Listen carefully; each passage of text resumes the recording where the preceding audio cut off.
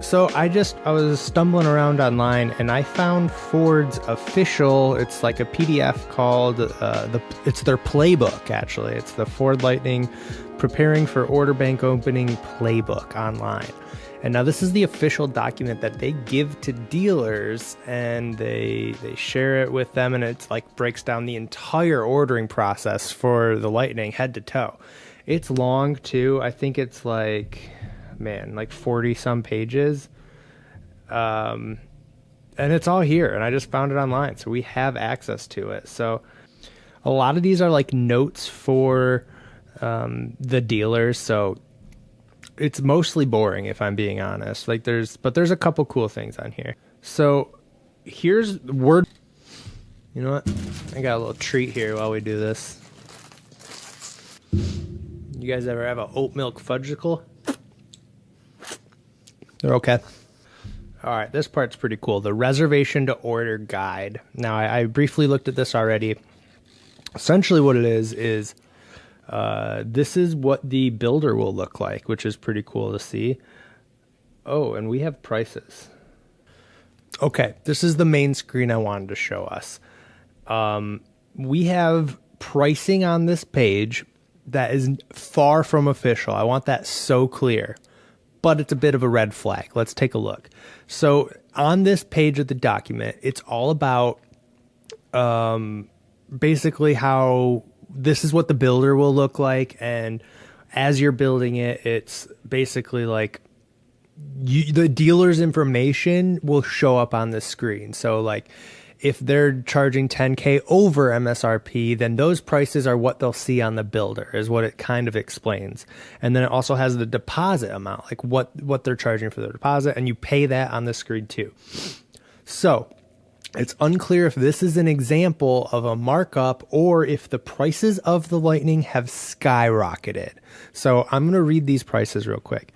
The Pro says it's starting at $56,000. And I know that like this is terrible quality on my screen too. Like they almost purposely like did a bad job blurring it. I'm going to keep reading though. XLT, I think it says either 65 or 68. It's really like poor quality, but that is a lot. Like I would be out. I would not be buying this. There's no way you could get me to pay over like 60 some thousand for an XLT. That is wild. Right along though, the Lariat, because I already have upchargers to deal with. The Lariat, $74,000.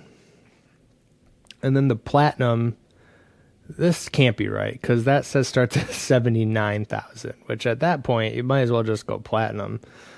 So yeah, take that with as much grains of salt as you possibly can, because it is so far from official, but it is far from interesting, or is far from uninteresting. Like that is pretty interesting, if you ask me. I find extremely interesting is because when people go online to order, and the fact that their dealers do custom pricing in there, I don't put this past a lot of dealers, but I could see them, if you have, let's say you haven't had these MSRP conversations or upcharge conversations. Like if you're not watching these videos actively, you might not actively like have called your dealer and said, asked about what they're charging. And then let's just say you get into this process and they upcharge it and you have no real way of knowing. That's kind of the concern I'm getting from this is, think what you will about my dealer making me have a $5,000 upcharge. That's whatever. But at least I know that. So I can go through the prices. You know what? But do I? At the same time, my dealer could do 10,000 over. And if I'm looking at these pricing and have nothing to compare it to, especially wave one people, they could be in there and they probably have to, make a decision. They have 2 weeks to make that before wave two starts. So there's kind of under the gun pressure. And if those prices are high, I don't know.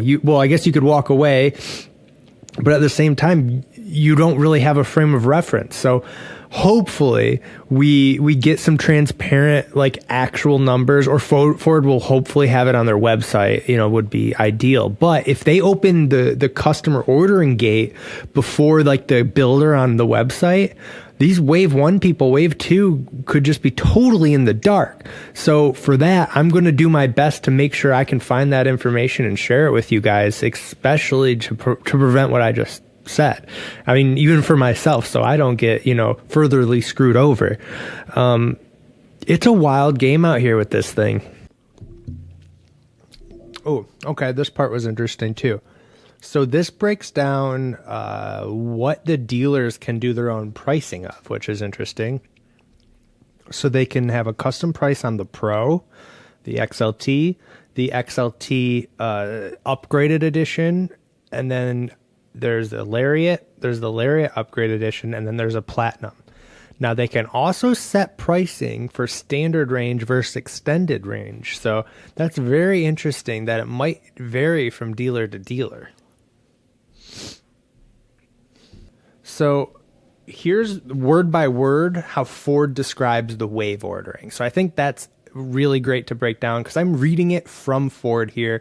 We're not going through word of mouth on dealers. This is exactly how Ford plans it. So I'm going to go ahead and read that right now and hopefully have a visual on the screen here. But prior to order bank opening, all reservation holders will receive an email confirming their reservation, outlining the wave order process to begin January 2022, and explaining that due to high demand, not all reservation holders will be receiving a 22 model year. And that email already went out. If you remember my last video, I got it like in the middle of recording. So you should already have that first email. So step 1 has already happened. Moving right along, we have at various stages in the process, reservation holders will be given the option to maintain their reservation for future model years. The reservation may be canceled at any time with full refund. Next step is Ford will begin inviting reservation holders to place their order in waves starting at the order bank open in January 2022. Subsequent waves will receive an invitation approximately 2-week intervals until the 22 model year production capacity is full. Again, we kind of have outlined this in the past, but this is official. We're hearing it. So it's not just word of mouth from other dealers. I want that to be clear of why I'm saying things that I've said in other videos. So customer wave invitations will be based on a number of factors, including reservation timing, dealer estimated allocation, and dealer prioritization. Now, prior to each invitation wave, the Ford.com online configurator will be updated to provide directional ETAs of vehicle delivery timing based on the availability of each configuration. So if you remember, this is actually where Ford will live update the trims allotment. So essentially, like if Wave 1 buys all the Pros, Wave 2, it just won't let you order the Pros because they're going to keep a live track of what they're allotting for each trim level there. At least that's how I understand that. Moving along here, customers invited to submit a 22 model year order who find out that their configuration is unavailable, like we just said, they can either cancel or opt for a new or 2023. Dealers this part, I think, okay, yeah. Dealers receive a list of reservation holders in each wave directly prior to invitations being sent. A dealer can look up a customer via the Lightning reservation program to confirm their, that doesn't seem important. What else here? 2022 model year production capacity is met. Once that's met, all remaining reservation holders will be notified. So you don't have to, you can take a deep breath and know confidently, okay, I'm either not getting it this year or there's still a chance. So once you get that email, so let me back up. So you already got that one email. The next email, if you haven't already heard from your dealer, you should keep an eye out to be part of one of the waves. And now if you don't get those emails, then you might get this one that'll say, hey, we've reached the limit here for the year 2022 year. And then fleet orders are in a separate process, which I won't even touch in this video. So moving right along, dealer prioritization, hot button issue. We all know that. it's exactly what we've broken down here. So I'm going to leave this on the screen right here, what Ford is doing. And what I was hoping is I wish Ford got into like why they got to do this, because we're still kind of speculating. But again, if you have under 50 reservations, you get 5 prioritizations. You get 50. If you have 50 to 100 reservations, you get 10.